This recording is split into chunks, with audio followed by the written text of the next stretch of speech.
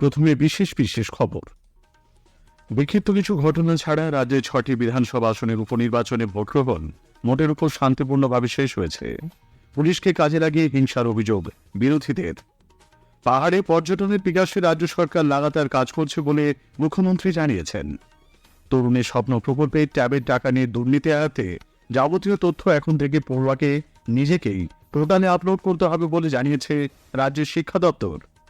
প্রধানমন্ত্রী কলকাতার কোটঘাট metro station সহ বিভিন্ন স্টেশনে 18টি প্রধানমন্ত্রী জনৌষধি কেন্দ্রের উদ্বোধন করেছেন। ইন্দোরে রঞ্জি ট্রফির খেলায় বাংলা মধ্যপ্রদেশের মুখোমুখি হয়েছে। আসছি বিস্তারিত সংবাদে। রাজ্যের 5 জেলার 6টি বিধানসভা কেন্দ্রের উপনির্বাচনে বিক্ষিপ্ত কিছু গোলমালের খবর পাওয়া গেলেও মোটের ওপর ভোট পর্ব শান্তিপূর্ণই ছিল। শেষ খবর পাওয়া পর্যন্ত গড়ে ভোট পড়েছে 69.29%। এর মধ্যে সবচেয়ে বেশি ভোট পড়েছে বাঁকুড়ার তালডাংরায় 75%-এর বেশি, উত্তর 24 পরগনার হাওয়ায় প্রায় 74%, নৈহাটিতে 62%-এর বেশি, পশ্চিম মেদিনীপুরে 71.85%, কোচবিহারের সিতাই সংরক্ষিত আসনে 66.35% এবং আলিপুরদুয়ারের মাদারিহাট সংরক্ষিত আসনে 64%-এর বেশি ভোট পড়েছে। একটি প্রতিবেদন। আরজিকর কাণ্ডের পর রাজ্যের 6 বিধানসভার উপনির্বাচন শাসক দলের জনপ্রিয়তা প্রমাণের অ্যাসিড টেস্ট হিসেবে তুলে ধরছেন কেউ কেউ। কিন্তু ভোটের হারকে যদি এই পরীক্ষার অনুঘটক হিসেবে ধরা হয়, তবে পরীক্ষার গতি প্রকৃতি নিয়ে সংশয়ের অবকাশ থেকেই যাচ্ছে। দু একটি কেন্দ্র বাদ দিয়ে আর 5টা উপনির্বাচনের মতো এই উপনির্বাচনেও ভোটের হার ছিল যথেষ্ট কম। বেশিরভাগ জায়গাতেই ভোট ঘিরে মানুষের মধ্যে কোনো উন্মাদনা দেখা যায়নি, যদিও বিরোধীদের দাবি শাসকের সন্ত্রাসের ফলেই বুথমুখী হতে ভয় পেয়েছেন ভোটাররা। শাসক দলের পাল্টা দাবি 6 আসনেই হারের লজ্জা লুকোতে অজুহাত খাড়া করছে বিরোধী শিবির। কার দাবি সত্যি, শেষ হাসি কে আসবে তার উত্তর পেতে দেরি আছে অনেকটাই। তা জানা যাবে আগামী 23শে নভেম্বর ইভিএম খোলার পর। অভিরূপ ভট্টাচার্য, আকাশবাণী সংবাদ, কলকাতা। বিক্ষিপ্ত গোলমালের খবর পাওয়া গেছে উত্তর 24 পরগনার হাওড়া এবং নৈহাটি কেন্দ্রে। আমাদের জেলা প্রতিনিধি জানাচ্ছেন। উত্তর 24 পরগনা জেলার 2 বিধানসভা আসন নৈহাটি ও হারোয়ায় উপনির্বাচন শান্তিপূর্ণভাবে সম্পন্ন হয়েছে। তবে বিক্ষিপ্তভাবে কিছু ঘটনা ঘটেছে। বিরোধী বিজেপি ও আইএসএফের তরফে শাসক দলের বিরুদ্ধে একাধিক জায়গায় ভোটকে প্রভাবিত করার অভিযোগ তোলা হয়েছে। সকালে হারোয়ার একটি বুথে জানলার পাশে ইভিএম রাখার অভিযোগকে কেন্দ্র করে বিজেপি প্রার্থী বিমল দাস তৃণমূল কংগ্রেসের এজেন্টের সঙ্গে তীব্র বাদানুবাদে জড়িয়ে পড়েন। কদম্বগাছিতে আইএসএফ সমর্থকরা দল বেঁধে ভোট দিতে গেলে তাদের ভয় দেখানো হয়, তারা ভোট দিতে পারেননি বলে অভিযোগ ওঠে। দুপুরে দেগঙ্গার একটি বুথে পরিদর্শনে গেলে আইএসএফ প্রার্থী পিয়ারুল ইসলামকে ঘিরে বিক্ষোভ দেখানো হয়, তাকে ধাক্কা দিয়ে সেখান থেকে চলে যেতে বাধ্য করা হয় বলে অভিযোগ। সকালে নৈহাটির মালঞ্চ 63 নম্বর বুথে তাদের দলীয় এজেন্টকে বসতে না দেওয়ার অভিযোগ ওঠে। বিজেপি প্রার্থী রূপক মিত্র গিয়ে এজেন্টকে বসান। নৈহাটি বিধানসভার কাপা চাকলা গ্রাম পঞ্চায়েতের 17 নম্বর বুথে বিজেপি এজেন্টকে বাড়ি থেকে না বেরোতে দেওয়ার অভিযোগ ওঠে। 2 বিধানসভার বেশিরভাগ বুথেই তৃণমূলের বিরুদ্ধে বুথ জ্যাম, ছাপ্পা ভোট, দলীয় এজেন্টদের বসতে না দেওয়া, তাদের ভীতি প্রদর্শন, ভোটারদের ভোটদানে বাধা, তাদের প্রভাবিত করার চেষ্টার অভিযোগ এনেছে বিরোধী বিজেপি আইএসএফ। প্রতিটি ক্ষেত্রে অভিযোগ অস্বীকার করেছে তৃণমূল। পল্লব ঘোষ, আকাশবাণী সংবাদ, উত্তর 24 পরগনা। আলিপুরদুয়ারের মাদারিহাট গ্রাম পঞ্চায়েতের অন্তর্গত মুজনাই গ্রামে বিজেপির প্রার্থী আজ বিক্ষোভের মুখে পড়েন। তৃণমূল কংগ্রেসের পক্ষ থেকে তাকে গো ব্যাক স্লোগান দেওয়া হয়। পশ্চিম মেদিনীপুরের শালবনীর সাতপাটিতে বিজেপির মণ্ডল সভাপতি বাবলু ঘোষকে মারধরের অভিযোগ উঠেছে তৃণমূল কংগ্রেস আশ্রিত দুষ্কৃতীদের বিরুদ্ধে। উপনির্বাচনে এ পর্যন্ত মোট 342টি অভিযোগ কমিশনে জমা পড়েছে বলে খবর। বিজেপির পক্ষ থেকে 66টি অভিযোগ জমা দেওয়া হয়েছে। তৃণমূল কংগ্রেসের অভিযোগের সংখ্যা 5। কংগ্রেস ও সিপিআইএম 3টি করে অভিযোগ নির্বাচন কমিশনে জানিয়েছে। বেশিরভাগই বেআইনি জমায়েত সংক্রান্ত। অধিকাংশ ক্ষেত্রে অভিযোগের দ্রুত নিষ্পত্তি করা হয়েছে বলে রাজ্য নির্বাচনী আধিকারিকের দপ্তর সূত্রে জানা গেছে। এদিকে মুখ্য নির্বাচন কমিশনার রাজীব কুমার আজ রাজ্যের মুখ্য নির্বাচনী আধিকারিক আরিজ আফতাবকে ফোন করে পরিস্থিতি সম্পর্কে খোঁজ খবর নেন।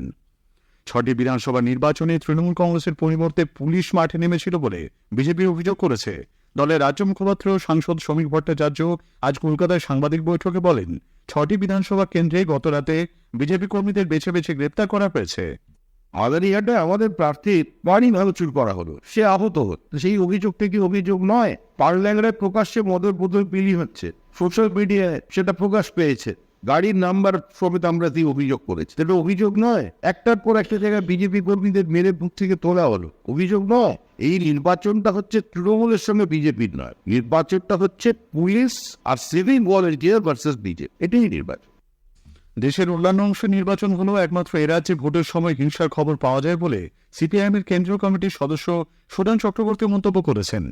কার্যত পশ্চিমবাংলায় গণতন্ত্রকে মানুষ ভরসা করলেও তৃণমূল ভয় পায় এবং ভোট করলে তৃণমূলের হাল ভালো হবে না, ফলে জনদস্তি পুলিশকে দিয়ে সব কাজ করা, পুলিশ এবং তৃণমূলের গুন্ডা তারা মিলে ভোট দখলের ব্যবস্থা করছে প্রায় সর্বত্র। রাজ্যে 6টি বিধানসভা আসনে উপনির্বাচনে প্রহসনে পরিণত হয়েছে বলে প্রদেশ কংগ্রেস সভাপতি শুভঙ্কর সরকার মন্তব্য করেছেন। বহু ক্ষেত্রে কংগ্রেসের এজেন্টকেও বুথে ঢুকতে বাধা দেওয়া হয়েছে বলে তিনি অভিযোগ করেন। মহিলাদের স্বনির্ভর হওয়ার নিরিখে এই রাজ্য বিশ্বের মধ্যে শীর্ষে রয়েছে বলে মুখ্যমন্ত্রী মমতা ব্যানার্জি জানিয়েছেন। দার্জিলিংয়ে আজ 7ম সরস মেলা সূচনা করে তিনি বলেন, রাজ্যে এখন 12 লক্ষ স্বনির্ভর গোষ্ঠী রয়েছে। জিটিএ এলাকায় 11,000 স্বনির্ভর গোষ্ঠী তৈরি করতে রাজ্য সরকার 500 কোটি টাকার ঋণের ব্যবস্থা করেছে। পাহাড়ি পর্যটনের বিকাশে রাজ্য সরকার কাজ করেছে বলেও তিনি উল্লেখ করেন।